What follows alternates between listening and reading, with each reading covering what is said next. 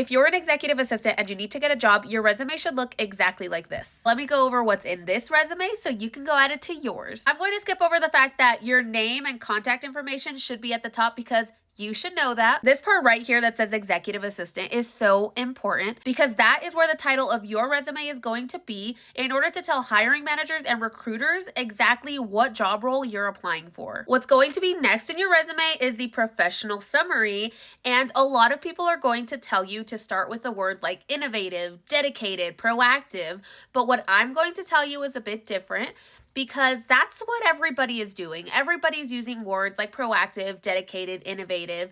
What people aren't doing is starting their professional summary with sentences or words that say a go-to resource, proven expertise. And then you'll just write a quick sentence about the focus of what you do. For example, for an executive assistant, it would say a go-to resource for providing exceptional support to C-suite leaders and senior executives. The next 1 or 2 sentences in your professional summary are just going to list some of your key skills. What you'll want to do next for these bullet points right here is simply talk about the achievements that you've made with some of your previous C-suite leaders or senior executives in order to show the value that you have to provide the next C-suite leader or senior executive that you're going to be working with. Now, the last things that you're going to add to this whole section up here are your core competencies and your technical skills. If you struggle to remember what skills you use on a daily basis as an executive assistant, feel free to screenshot the skills section up here and use them on your own resume. Now we get to move on to the professional experience section of your resume, which is the most important part of your resume because